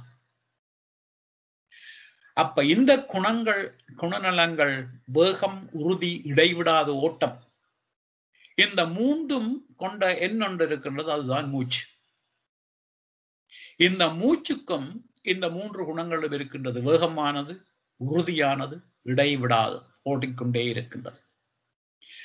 அப்ப அந்த மனம் என்ற தலைவன் ஏறி சவாரி செய்கின்ற அந்த குதிரை தான் மூச்சு. அந்த குதிரையைத்தான் தனது ஆத்ம ஓய்வுக்காக இந்த தலைவன் அந்த குதிரையிலே ஏறி வருவான். இந்த குதிரை ஒரு காட்டு விலங்கு, அதை எளிதிலே கட்டுப்படுத்த முடியாது. ஆனால் அதை நாங்கள் கட்டுப்படுத்தி அடக்கி வெற்றி கொண்டோமா இருந்தா, வெற்றி கொண்டு சீனத்தை மாட்டி விட்டோமா இருந்தா, அந்த குதிரை வாழ்நாள் முழுவதுமே அந்த எஜமானுக்கு விசுவாசமான மிருகமாக இருக்கும். அதுபோலத்தான் இந்த மூச்சு என்ற இந்த குதிரை வேகமானது, உறுதியானது, இடைவிடாத ஓட்டமானுள்ள இந்த குதிரையை பயிற்சி மூலம் மூச்சை எங்கள் கட்டுப்பாட்டுக்கு கொண்டு வருவோமா இருந்தா, அந்த மூச்சு எங்கள் கட்டுப்பாட்டுக்கு அடங்குகின்ற போது அந்த மூச்சை கொண்டு சில பயிற்சிகளை செய்து மனதிலே சில மாற்றங்களை ஏற்படுத்தி அந்த மனம் தன் இழந்த அந்த கட்டுப்பாட்டை, அந்த இழந்த கட்டுப்பாட்டை மீள பெற்று அதன் மூலம் பிராண சக்தியை தான் நினைத்தவாறு கட்டுப்பாட்டுக்குள்ளே கொண்டு வரக்கூடிய நிலைமையை ஏற்படுத்த முடியும். இதைத்தான் நாங்கள் பிராணயாம பயிற்சி என்று சொல்லுகின்றோம். பிரீதிங் எக்ஸசைஸ், பிராணயாமம். அப்ப இந்த பிரீதிங் எக்ஸசைஸுக்கு வந்தால் அதன் மூலம் உடல் உள்ள அத்தனை வாசங்களுக்கு நாங்கள் விரும்பியவாறு பிராண சக்தியை நாங்கள் செயற்படுத்திக் கொள்ள முடியும். அதை என்ன ஒரு வித்தியாசமான கோணத்தில் பார்க்கிறோம்டா இவ்வாறு பார்க்கலாம். இப்ப நாங்கள் தியானம் பண்ணுகின்றோம். இதுதான் நம்மளுடைய லெவல்ஸ் ஆஃப் பீயிங் என்று சொல்வார்கள். மனிதனை நாம எடுத்து பார்த்தோமா இருந்தால் உடல், அந்த உடலை சேர்ந்ததுதான் ஐம்புலங்கள், ஞானேந்திரியங்களும் கர்மேந்திரியங்களும் உடலை சேர்ந்தது. அந்த உடல் நாம் தியானத்திலே உள்நோக்கி போகின்ற போது அடுத்ததாக மனம் அணுகின்றோம். மனம் என்று பார்க்கின்ற போது வெளிப்படையாக நமக்கு முதல் தெரிவது கான்ஷியஸ் மைண்ட், விழிப்பு நிலையிலே வேக் ஸ்டேட்டிலே இருக்கின்ற மனம், கான்ஷியஸ் மைண்ட். அதற்கு மேலாக நாங்கள் ஆழமாக உள்நோக்கி தியானத்தை செல்லுகின்ற போது அன்கான்ஷியஸ் மைண்ட் அல்லது சப்கான்ஷியஸ் மைண்டுக்கு போகின்றோம், ஆழ்மனம். இந்த அன்கான்ஷியஸ் மைண்டுக்கு போகின்ற போது அங்கே முதல் மேல் தட்டு மனம், ஆக்டிவ் அன்கான்ஷியஸ் மைண்ட், கனவு நிலை மனம். அதையும் தாண்டி ஆழமாக செல்லுகின்ற போது லேட்டன்டாக இருக்கின்ற மனம், ஆழ்மனம். அந்த ஆழ்மனத்திலே தான் அந்த பதிவுகள் எல்லாம் பதிந்திருக்கின்றது. அதையும் தாண்டி, ஆழ்மனத்தையும் தாண்டி நாங்கள் செல்லுகின்ற போதுதான் எங்களுடைய இந்த பூரண அறிவு நிலை, சென்டர் ஆஃப் கான்ஷியஸ்னஸ், ஆழ் அறிவு நிலை வழங்க முடியும். இங்கே இந்த உடலுக்கும் நாங்கள் இந்த தியான பயிற்சியிலே நம்முடைய நோக்கம் இந்த சென்டர் ஆஃப் கான்ஷியஸ்னஸ், அந்த அறிவு நிலையை அடைவது. அதுக்கு இதுக்குள்ள அந்த படிமுறைகளுக்குள்ளால் எல்லாம் தாண்டி போக வேண்டும். இந்த உடலுக்கும் மனம், கான்ஷியஸ் மைண்டுக்கும் இடையில இருக்கின்ற பாலம்தான் மூச்சு, பிரெத். அந்த மூச்சு மூலம்தான் நாங்கள் கான்ஷியஸ் மைண்டை மாற்றப் போகின்றோம். அப்ப இதுதான் ஐவர்க்குனா ஐவூத்தலமும் உய்யக்கண்டோறும் குதிரை மற்றொன்று. அப்ப இந்த மூச்சை முதல்ல உடலுடைய கட்டுப்பாடு, நாங்கள் மாற்றத்தை செய்து உடலிலே சில பயிற்சிகளை செய்து உடலிலே சில கருவிகளை பயன்படுத்தி மூச்சை முதல் கட்டுப்பாட்டுக்குள்ள கொண்டு வந்து அந்த மூச்சு கட்டுப்பாட்டுக்குள் கொண்டு வந்த போது அது மனதிலே மாற்றத்தை ஏற்படுத்தும். அதன் பின்பு இந்த ஆம்புலன்கள் உடலெல்லாம் மனதுடைய கட்டுப்பாட்டுக்குள்ளே அமைகின்ற போது பின்பு பிராண சக்தியை நாங்கள் ஒழித்துக் கொண்டோம். இதுதான் இந்த பயிற்சி. அப்ப அதற்காகத்தான் மூச்சு பயிற்சி முக்கியமாக பயன்படுத்தப்படுகின்றது இந்த மூச்சு. அப்ப இந்த மூச்சு பயிற்சி அப்ப மனதை அமைதிப்படுத்தி அதன் மூலம் உள்நோக்கி சென்று ஆழ்நிலை பதிவுகளை அடைந்து அறிவு நிலையை புரிந்து கொள்வதற்கு நாம் பயன்படுத்துகின்ற கருவிதான் இந்த மூச்சு. அந்த மூச்சை கட்டுப்படுத்து, அதுதான் பிராணயாம பயிற்சி. அப்ப வேதாத்திரி மகரிஷி தியானம் செய்வதற்கு முன்பு உடற்பயிற்சிகளை கடந்த லெக்சர்ல பார்த்திருப்போம். உடற்பயிற்சிகளை ஒவ்வொரு உடற்பயிற்சிகளுமே அது உடற்பயிற்சி என்று சொன்னாலும் அந்த பயிற்சியிலே அந்த தியானம் சிறப்பாக அமைவதற்கான பல விடயங்களை ஒவ்வொரு பயிற்சியிலையும் சேர்த்து வைத்திருக்கின்றார். அந்த ஆழ்ந்த சூக்குமங்களை பார்த்தோம். பின்பு இந்த தியான பயிற்சியிலே முன்னுக்கு பிராணயாம பயிற்சியை சேர்த்திருக்கின்றார். நாடி சுத்தி தண்டுவட சுத்தி பயிற்சிகளை சேர்த்திருக்கின்றார். அப்ப அந்த நாடி சுத்தி தண்டுவட பயிற்சி எங்கேன்னு சொன்னா இந்த மூச்சை எங்களுடைய கட்டுப்பாட்டிலே கொண்டு வந்து மூச்சின் மூலம் மனதை அமைதிப்படுத்தி அதன் மூலம் தவத்திலே முன்னேற்றம் பெறுவதற்கான ஒரு தயாரிப்பாக அதை அறிமுகப்படுத்தி இருக்கின்றார். இப்போ நாங்கள் நாடி சுத்தி பயிற்சி. அப்ப இந்த நாடி சுத்தி பயிற்சியில 2 நாசிகளூடாகவும் மாறி மாறி மூச்சை எடுத்து விடுகின்றோம். Alternate நாஸ்ட்ரல் breathing. இந்த பயிற்சியை நாஸ்ட்ரல் பிரீதிங் செய்கின்ற போது அதுக்கு 2 நாசிகளையும் மாற்றி மாற்றி சுவாசிப்பதற்காகத்தான் நாசிகா முத்திரை போட்டு அதன் மூலம் அந்த மாற்றி மாற்றி சுவாசத்தை செய்கின்றோம். அந்த நாசிகா முத்திரையாக நான் மாற்றி மாற்றி இடகலை பிங்கலை மூலமாக அந்த மூச்சை செய்கின்ற போது மூளையினுடைய பலப்பகுதி இடப்பகுதி மூளைகளை நாங்கள் சமனான வகையிலே ஆக்சிஜனை அனுப்பி ஆக்டிவேட் பண்ணுகின்றோம். அதுபோல இந்த உடலிலே நர்வஸ் சிஸ்டத்திலே sympathetic nervous system, parasympathetic nervous system என்று இருக்கு. இப்ப சிம்பத்தட்டிக் நர்வஸ் சிஸ்டம் இப்ப விழி துறப்பதற்கு சிம்பத்தட்டிக், அந்த விழி மூட வேண்டுமே இருந்தால் பெராசிம்பத்தட்டிக் சிஸ்டம் ஒர்க் பண்ண வேண்டும். இந்த சிம்பத்தட்டிக்கும் பெராசிம்பத்தட்டிக்கும் இடையிலே கோஆர்டினேஷன் இல்லாமல் ஒன்று குழப்பம் ஏற்படுமே இருந்தால் மூடின கண் திறக்க முடியாது, திறந்த கண் மூட முடியாமல் இருக்கும். வாரான நிலைமைகள் எல்லாம் ஏற்படும். அப்ப இவற்றை ரெகுலேட் பண்ணுகின்ற தன்மை இந்த பயிற்சியால நமக்கு கிடைக்கின்றது. இந்த நாடி சுத்தி தண்டு சுத்தி இந்த நாடி சுத்தி பயிற்சியை செய்கின்ற போது இந்த சுத்தி அதற்கு இயல்பாகவே ஒரு மனதை அமைதிப்படுத்துகின்ற ஒரு தன்மை இருக்கின்றது. அப்ப இதை செய்கின்ற போது காமிங் அல்லது சூதிங் எஃபெக்ட், மனதை அமைதிப்படுத்தும், மூச்சை அமைதிப்படுத்தும், ஹார்ட் பீட்டை அமைதிப்படுத்தும். இந்த 3ம் அமைதி அடையும். அப்ப இந்த பயிற்சியை செய்ய செய்ய செய்ய பிரீதிங் ஸ்லோ பண்ணும், அமைதி அடையும், நீண்ட ஆழமான நிதானமான மூச்சு வரும். அவ்வாறு நிதானமான மூச்சு வருகின்ற போது ஹார்ட் பீட் குறைந்துவிடும். ஹார்ட் பீட் குறைந்த போது மனமும் அமைதி பெற்றுவிடும். அப்ப தியானத்துக்கு செல்லுவதற்கு முன்பே மனத்தை அமைதிப்படுத்தும். மனம், உடல், மூச்சு எல்லாவற்றையும் அமைதிப்படுத்துகின்றோம் இந்த பயிற்சி மூலம். இந்த பயிற்சிக்கு இந்த நாடிகளை சுத்திகரிக்கின்ற தன்மையும் உண்டு. அப்ப இந்த பயிற்சி செய்கின்ற போது நாடிகள் சுத்திகரிக்கப்படும். இடநாடி, பிங்கள நாடி, நாடி சுத்திகரிக்கப்படும். இவ்வாறு நாடிகள் சுத்தப்படுத்தப்படுகின்ற போது அது உடலிலே ஒரு இலேசித்தன்மையை கொண்டு வரும், ஒரு ரேடியன்ஸ், ஒரு பிரகாசத்தை கொண்டு வரும். அவ்வாறான விளைவுகள் எல்லாத்தையும் மனதை அமைதிப்படுத்தும் இந்த பயிற்சி. அப்ப அதுதான் நாடி சுத்தி பயிற்சியை தியானத்துக்கு முன்பு வேதாத்திரி மகரிஷி இன்ட்ரடியூஸ் பண்றார். அது தயாரிப்பு நிலையாக பயிற்சி. இது நாடி சுத்தி. அதுபோல தண்டுவட சுத்தி. தண்டுவட சுத்தி பற்றி சில யோக நெறிகளிலே இதை சோகம் மெடிடேஷன், இது ஒரு மெடிடேஷனாகவே தியானமாகவே செய்வார்கள். சோகம் மெடிடேஷன். சோகம் என்று சொல்லுகின்ற போது சோ என்பது மூச்சை இழுக்குகின்ற போது வருகின்ற சத்தம். சோ என்ற ஒரு சத்தம் வரும், வைப்ரேஷன்.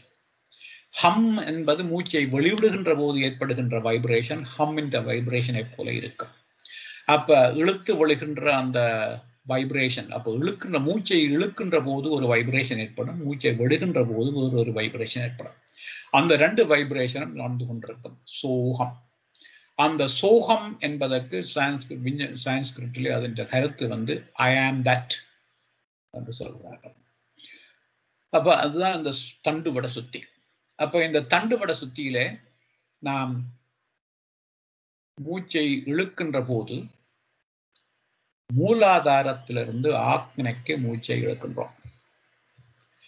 இங்கே அந்த முன்பு ஒரு திருமூலர் பாட்டிலே பாடியிருந்த மடைமாறி பேச்சறிவு தண்டு, அங்கே வழக்கமாக சுவாசம் எடுக்கின்ற போது மூச்சை இழுக்கின்ற போது மூச்சில இருந்து மூக்கில இருந்து கீழ் நோக்கி காற்று செல்லுகின்றது. பின்பு மூச்சை விடுகின்ற போது கீழிருந்து லங்ஸ்ல இருந்து காற்று மூச்சு வெளியால வருகின்றது. அப்ப இழுக்கும் போது மேலிருந்து கீழாகவும் வெளிவிடும் போது கீழிருந்து மேலாகவும் வருகின்றது. ஆனா இங்கே சொல்லுகின்றோம், மூச்சை இழுக்கும் போது மூலாதாரத்திலிருந்து ஆக்ஞைக்கு கீழிருந்து மேலாக மூச்சு வருகின்றது. அங்கதான் மழை மாறி போச்சு. மூச்சை வழக்கமாக செல்லுகின்ற பாதையிலிருந்து வேறு பாதையாக இழுக்கின்றோம். பின்பு மூச்சை விடுக்கின்ற போது மேலிருந்து கீழாக, கீழிருந்து மேலாக விடுவதற்கு பதிலாக மேலிருந்து கீழாக விடுகின்றோம். அந்த மூச்சை நாங்கள் இழுத்து விடுகின்ற போது உண்மையில் என்ன நடக்கணும்னா, பிசிக்கல் ஏர் மேலிருந்து கீழாகவும் கீழிருந்து மேலாகவும் தான் செல்லுகின்றது.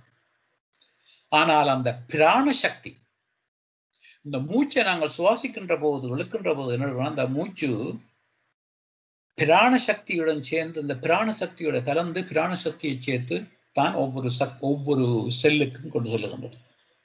அப்ப இங்க நாங்கள் மூச்சை இழுக்கின்ற போது மூலாதாரத்திலிருந்து ஆக்ஞைக்கு மூச்சை இழுக்கின்றோம் என்று சொல்லுகின்ற போது மனத்தினாலே அந்த பிராண சக்தியை மூலாதாரத்திலிருந்து ஆக்ஞைக்கு நாம் மனோசக்தியை கொண்டு எடுத்து வருகின்றோம்.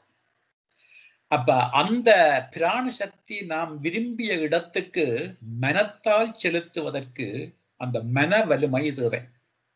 அந்த மன வலிமை வளர்க்கின்ற போது பிராண சக்தி நாம் விரும்பிய இடத்துக்கு நாம் அனுப்ப முடியும். அப்ப இங்கு மூலாதாரத்திலிருந்து அதன் மையத்திலிருந்து பிராண சக்தி தங்கி இருக்கின்ற மையத்திலிருந்து அந்த சக்தியை ஆக்ஞைக்கு கொண்டு வருகின்றோம். பின்பு ஆக்ஞையிலிருந்து மூலாதாரத்தை கொண்டு வருகின்றோம். அதைத்தான் இந்த பயிற்சியிலே செய்கின்றோம். அப்ப இவ்வாறு நான் இந்த பயிற்சியை போது மனம் மூலாதாரத்திலிருந்து ஆக்ஞைக்கும் பின்பு ஆக்ஞையிலிருந்து மூலாதாரத்துக்கு கொண்டு வருவோம். அப்ப மூலாதாரத்திலிருந்து ஆக்ஞைக்கு கொண்டுகின்ற போது நாங்கள் அதனுடைய வைப்ரேஷன், சோ வைப்ரேஷன் நம்மை உணர்கின்றோம். பின்பு மூச்சை விடுகின்ற போது ஆக்ஞையிலிருந்து மூலாதாரத்துக்கு மனப்பூரம் அந்த பிராண சக்தியை கொண்டு வருகின்ற போது ஹம் என்ற வைப்ரேஷன் வருகின்றது. அப்ப இதை நாங்கள் கவனித்து கொண்டு இந்த பயிற்சியை மிக ஆழமாக மனத்தாலே இதை கவனித்து செய்ய வேண்டும். இதைத்தான் பயிற்சி செய்கின்ற போது சொல்லுவார்கள், இப்ப மூச்சை இழுக்கின்ற போது, இப்போ ஒருவர் வருகின்ற போது, ஒரு விஐபி வருகின்ற போது வீடியோ எடுப்பவர்கள் எல்லாம் முன்னுக்கு நின்று வீடியோ எடுப்பார்கள். அவர் முன்னுக்கு வர வர வீடியோ பின்னுக்கு போய்கொண்டே இருக்கும் பார்த்துக்கோ. அதுபோல மனத்தை மூலாதாரத்தில் இருந்து அந்த பிராண சக்தி கீழிருந்து மேலாக வர வர மனம் அதை ஏற்ப அப்படியே போய்கொண்டு அதற்கு போய் கீழே வரும். அவ்வாறு மனத்தின் மூலம் அந்த பிராண சக்தியை மூலாதாரத்திலிருந்து ஆக்ஞைக்கும் ஆக்ஞையிலிருந்து மூலாதாரத்துக்கும் நாம் மனத்தான் மூலம் செலுத்துகின்றோம். அவ்வாறு செய்கின்ற போது நாங்கள் கவனமாக கவனித்து செய்தால் அந்த முள்ளந்தண்டு வழியாக ஒரு ஸ்டெடி ஸ்ட்ரீம் ஆஃப் எனர்ஜி போய் வருவதை உணர முடியும். அது உணர்ந்தாலும் உணர முடியும். இவ்வாறு இந்த பயிற்சியை செய்ய செய்ய செய்ய தியான நிலையை உணர முடியும். எவ்வாறு நாம் ஆக்ஞ தியானம் ஆழ்ந்த தியானம் பண்ணுகின்ற போது ஏற்படுகின்ற நிலை நாம் இந்த தண்டுவட சுத்தி செய்கின்ற போதே உணர முடியும். என்னுடைய ஒரு பர்சனல் அனுபவத்தை சொல்லுகின்றேன். நான் இந்த பயிற்சியை செய்கின்ற போது நான் மற்ற மூச்சு பயிற்சியோட சேர்த்து இதையும் சேர்த்து செய்வது வழக்கம். அவ்வாறு செய்கின்ற போது இப்போ ஒரு 10 நிமிஷத்துக்கு செய்வேன். என்னுடைய ஹார்ட் கண்டிஷன்களுக்கு ஒரு சந்தர்ப்பத்தில் சொல்லி இருக்கிறேன் நினைக்கிறேன். நான் தியான பயிற்சிகளை என்னுடைய ஹார்ட் கண்டிஷனை மாற்றுவதற்கு செய்து வருகின்றேன்.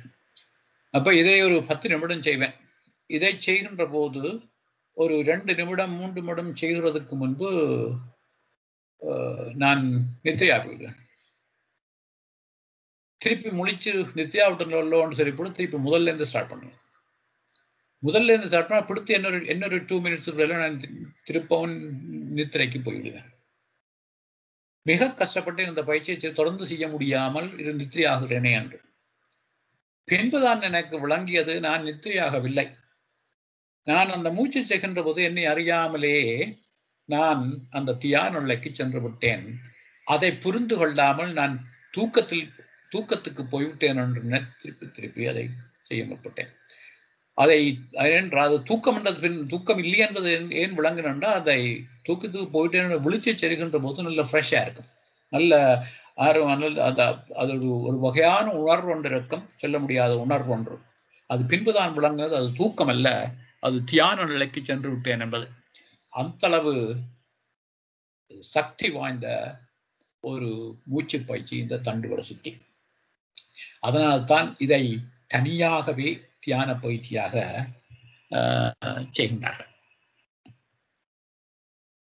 இப்போ இந்த தியான பயிற்சிகளை செய்தால் நடக்கும் ஒன்று பிசிக்கல் பெனிஃபிட்ஸ். உடலுக்கு போதுமான அளவு ஆக்சிஜன் கிடைக்கும், அதனால பாடி பியூரிஃபிகேஷன், எனர்ஜைஸ்ட் எல்லாமே இருக்கும், அதெல்லாம் தெரியும். அந்த அளவுக்கு மனமும் அமைதி பெறும், மனம் வலிமை பெறும். மனத்தை என்னுடைய கட்டுப்பாட்டு கொண்டு முடியும் மனம். அப்ப அந்த மனநிலை, அந்த மனம் வலிமைப்படுகின்ற போது அந்த பிராண சக்தியை எங்களுடைய விருப்பத்துக்கு ஏற்ற மாதிரி நாங்கள் எங்கெங்கே அந்த பிராண சக்தி தேவைப்படுகின்றதோ அந்த இடத்துக்கெல்லாம் எங்கள் பிராண சக்தியை நாங்கள் செலுத்தக்கூடிய ஆற்றல் நமக்கு கிடைக்கும். அவ்வாறான ஒரு ஆளுமை வருகின்ற போது அட்டமா சித்திகளும் கிடைக்கும் என்பார்கள். பூரணமான அந்த ஆற்றல் கிடைக்கின்ற போது அட்டமா சித்திகள், அந்த அட்டமா சித்திகள்லாம் நான் அதை பற்றி சொல்ல விரும்பவில்லை. அனிமா, மகிமா, கரிமா என்றெல்லாம் சொல்லுவார்கள். விரும்பினால் அவ்வளவு பெருசாகலாம், விரும்பினால் அவ்வளவு சிறுசாகலாம். இவ்வாறான நிலைகள் எல்லாத்தையும், அந்த மாதிரியான சித்திகள் எல்லாத்தையும் பெற்றுக்கொள்ள முடியும் என்று சொல்வார்கள். வாழ்க வளமுடன். நீண்ட நேரம் வழக்கமாக நடப்பதுதான் எடுத்து விட்டேன். இத்துடன் இன்றைய இந்த சிந்தனை உரையை நிறுத்தி கொண்டு இந்த வாய்ப்பு கொடுத்தமைக்கு நன்றி தெரிவித்து உங்களுடைய கருத்துக்கள் அல்லது ஏதாவது கலந்து பெருமையாளர்கள் செய்யலாம். வாழ்க வளமுடன்.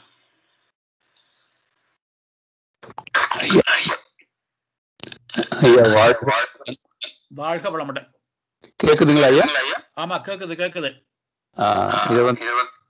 நான் ஒரு சில நிமிஷங்கள் எடுத்துக்கிறேன். ஆமா, எடுங்க. ஒரே நிமிஷம். ஓகே. எனக்கு உங்களுக்கு வருதா ஐயா? ஆமா. அப்ப என்ன பண்றது? என்ன சொல்றீங்க ஐயா? எதிரொலி எக்கோ வருது எனக்கு. எக்கோ பண்ணது எதிரொலி வருது. ஓஹோ, எனக்கு நான் வந்து கம்ப்யூட்டர்லயும் நான் ஆன் பண்ணேன், அதனால இருக்குமா என்னன்னு தெரியல. அதை ஆஃப் பண்ணிடுறேன். கம்ப்யூட்டர்ல எனக்கு வந்து ஸ்லைடுக்காக ஓபன் பண்ணேன். இப்போ வருதுங்களா? ஆமா. ஓகே. இல்ல கம்ப்யூட்டர் ஆஃப் பண்ணிட்டேன். ஓகே. நான் வந்து முதல்ல உங்களுக்கு நன்றி சொல்லணும். இந்த மாதிரி ஒரு அருமையான பயிற்சி. ஏன்னா நான் வந்து சைல்ட்ஹுட் ஆஸ்மா ஃபெலோ, சின்னதுலேருந்தே உங்களுக்கு தெரியும், சொல்லியிருக்கேன்னு நினைக்கிறேன். அதனால இந்த மாதிரி விஷயங்கள் எங்க எப்போ கிடைச்சாலும் போய் ஆர்வமா எல்லாத்தையும் கேட்பேன். ஒரு அருமையான ஒரு வாய்ப்பு. இதை வந்து என்னுடைய ரிக்வெஸ்ட் என்னன்னா, எனக்கு அனுப்பினாலும் சரி, இல்லை நம்ம இதில் போட்டாலும் சரி, அரைஸ் அண்ட் அவேக்லையோ ஸ்கை கனடாலேயோ, ரொம்ப அருமையான விஷயங்கள். இதற்காக நீங்க ஒரு டாக்டரேட் அப்படின்றத ப்ரூவ் பண்ணிட்டீங்க. தகுந்த ஆராய்ச்சிகள் செய்து அதை மெயினா ஆங்கிலத்துல தான் இருக்கும்னு எனக்கு தெரியும். அதை வந்து நீங்க ஆரம்ப காலத்துல இருந்த தமிழுக்கும் இதுக்கும் பயங்கர முன்னேற்றம். அருமையான முறையில அதை விளக்கி சொன்னீங்க. இதை வந்து உங்களுக்கு நேரம் பத்தாதுன்னு எனக்கு தெரியும். ஒவ்வொரு முறையும் நீங்க நிறைய தயாரிக்கிறீங்க, அதை கொடுக்கறதுக்கு நேரம் இல்லை. இதை பயன்படுத்தி கொண்டவர்களுடைய எண்ணிக்கை கூட எனக்கு ரொம்ப வருத்தம். இதெல்லாம் வந்து கேட்காம விட்டுறாங்களேன்னு. எனிவே கொடுத்து வச்சவங்க தான் வர முடியும் இதுக்கெல்லாம். ஸோ இந்த அருமையான சிறப்பான ஒரு மூச்சு பயிற்சி விளக்கத்தை அளித்த ஐயா திரு சிவசங்கரன் அவர்களுக்கு நாம் ஒரு வாழ்த்து சொல்லிடுவோம். அருட்பேராற்றலின் கருணையினால் சிவசங்கரன் ஐயா அவர்கள் வாழ்க வளமுடன், அவர்கள் உடல் நலம் ஆரோக்கியம் வாழ்க வளமுடன், அவர்கள் குடும்பம் வாழ்க வளமுடன், அவர்களுடைய ஆன்மீக தொண்டு வாழ்க வளமுடன். ஐயா குறிப்புகள் சொல்றீங்க. நீங்க வந்து முடிச்சுட்டு நான் இதை முடிச்ச பிறகு நீங்க முடிஞ்சா எனக்கு பதில் சொல்லலாம். இன்ஹலேஷன்ல வந்து நம்ம 21% ஆக்சிஜன் இருக்குன்னு சொன்னீங்க அந்த ஸ்லைட்ல. எனக்கு இப்பதான் பார்த்தேன் எக்ஸ்ஹலேஷன்லயும் 16% ஆக்சிஜன் திரும்பி போகுது. அப்ப நம்ம முழுமையா பயன்படுத்தல. ஏன்னா நம்ம ஏற்கனவே நம்ம கெப்பாசிட்டி ரொம்ப கம்மியா பண்றோம். 500 பண்றோம். 6 லிட்டர்ஸுக்கு 500 ml தான் பண்றோம். அந்த ஆழ்ந்த நுரையீரலின் சுவர்களுக்கு அடிப்பாகத்துல போய் எந்த காலத்திலயும் நம்ம போய் போனதே இல்லைன்னு நினைக்கிறேன். தொட்டதே கிடையாது. அதுவும் இந்த மாதிரி கொரோனா காலத்துல இந்த மூச்சு பயிற்சி என்பது ரொம்ப ரொம்ப முக்கியம். அதை எல்லாரும் புரிஞ்சுக்கணும், அதை பயன்படுத்திக்கணும். இது ஒரு ரேர் ஆப்பர்ச்சுனிட்டி. இந்த நேரத்துல நமக்கு இந்த மூச்சு பயிற்சிகள் எல்லாம் வேதாத்திரி மகரிஷியினுடைய வேதாத்திரியத்தின் மூலமாக கிடைக்கிறது. ஐயா சொன்ன மாதிரி திருமூலர் மற்ற சிஸ்டத்துலயும் இருக்கு. ஆனா மூச்சு பயிற்சியை நமக்கு தெரிஞ்சதையாவது ஒழுங்கா செய்யணும். அதை செஞ்சா ரொம்ப பயனுள்ளதா இருக்குன்றது என்னுடைய வேண்டுகோள். அடுத்தது வந்து இதுக்கு ஏதாவது முடிஞ்சா அப்புறம் விளக்கம் சொல்லுங்க. 5% இவ்வளவு 16% திரும்பி போயிடுது. அது ஏன்னு புரியல எனக்கு. அடுத்தது வந்து இந்த கார்டியோ எக்ஸசைஸ் கட்டாயம்னு சொல்றாங்க இல்லைங்களா? என்னதான் பண்ணாலும் கார்டியோ ரொம்ப முக்கியம்னு எல்லாரும். ஆனா இப்ப வந்து நீங்க சொன்ன விஷயத்துல ஹார்ட் பீட் வந்து 1 பில்லியன் கொடுக்குறோம் லைஃப் ஸ்பேனுக்கு. நம்ம அதை வந்து ஃபுல்லா அதிகமா கடகடன் பயன்படுத்துறவங்களுக்கு அது குறையும் இல்லையா ஆயுள்? அது ஒரு சின்ன சந்தேகம். அது நீங்கள் என்ன நடக்கும்னு சொன்னா ஐயா, நீங்கள் அந்த எக்ஸசைஸ் செய்ய பொடியினுடைய எஃபிஷியன்சி கூடும். சரி சரி. பொடியில ஃப்ரிக்ஷன்கள் எல்லாம் குறைஞ்சி எஃபிஷியன்சி கூடுனா நீங்கள் நார்மலாக யூஸ் பண்ற ஹார்ட் பீட்டை விட குறையத்தான் யூஸ் பண்ணீங்க. அப்போ ஒரு குறிப்பிட்ட நேரத்துக்கு நீங்கள் எக்ஸசைஸ் கொடுத்து அந்த பாடியை டியூன் பண்ணி விட்டீங்கன்னா பிறகு லோ ஹார்ட் பீட்டில் நீண்ட காலம் செய்யக்கூடிய இருக்கும். அப்ப நீங்கள் அரை மணி நேரம் எக்ஸசைஸ் செய்தா 24 hours லோ ஹார்ட் பீட்ல இயங்கக்கூடிய இருக்கும். இப்ப அந்த என்ன பிசிக்ஸ் இது ஸ்போர்ட்ஸ் செய்யறவங்க இருக்கிறாங்களே, அவங்களோட ஹார்ட் பீட் பாத்தீங்கன்னா நார்மலாயே அவங்களோட ஹார்ட் பீட் வந்து கிட்டத்தட்ட 50 இருக்குமா, 40-50. சராசரி மனுஷன் ஹார்ட் பீட் வந்து 70 to 80. அப்ப எக்ஸசைஸ் செய்ய பொடி வந்து காருக்கு என்னன்னு சொல்றது டியூன் அப் பண்ண மாதிரி பொடி ஸ்மூத்தா இயங்க, ரெசிஸ்டன்ஸ் இல்லாமல் குறைஞ்ச எஃபர்ட்டோடையே பிறகு லாங் டைம் நீங்கள் ஜீவிக்க முடியும். அப்ப நீங்கள் as a whole you end up saving. ஐயா அதே மாதிரி இந்த தண்டோட சுத்தி செய்யும் போது நீங்கள் ஆரம்ப அனுபவம் சொன்னீங்க தூக்கம் வருதுன்னு. எனக்கும் அந்த அனுபவம் உண்டு. நான் வந்து என்னடா ஒவ்வொரு தடவையும் பண்ணும்போது இந்த மாதிரி தூக்கம் வந்துருதுன்னு நினைப்பேன். உங்களுக்கும் அந்த அனுபவம் வந்திருக்கு. அததான் சொன்னாங்களோ தெரியல, தூங்காமல் தூங்குவது எக்காலம்னு. அதுல என்ன ஒரு நான் நினைச்சேன், சில சமயத்துல அந்த மாதிரி தூங்குற மாதிரி நினைச்சுட்டு இருப்பேன். ஆனா சுத்தி என்ன நடந்தது, யார் என்ன பேசுனாங்கன்றது அப்புறம் முழிச்ச உடனே ஞாபகம் வந்துருது. கரெக்டா சொல்லிடுறேன். அந்த அனுபவம் மற்றவங்களுக்கு எப்படின்னு தெரியல. எனக்கு அது இவ்வளவு நாளா எனக்கு குழப்பத்தில் இருந்தது. உங்களுக்கு அந்த அனுபவம் இருக்கிறது ரொம்ப சந்தோஷம். சரி, ரொம்ப மற்றவங்களுக்கு கேள்வி எல்லாம் இருக்கும், நான் வழி விட்டுறேன். பின்னால நான் தனிப்பட்ட முறையில் அப்புறம் கேட்டுக்கிறேன். நான் வாழ்க வளமுடன். வாழ்க.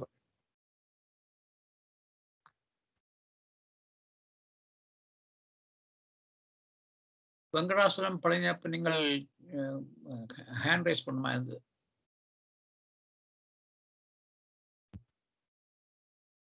ஐயா வணக்கம். ரொம்ப அருமையான பதிவு.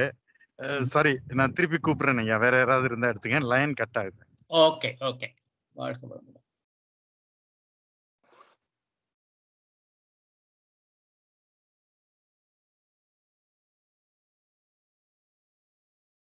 ஓகே, வேறு யாரும் கருத்து சொல்ல இருந்தால் சொல்லலாம்.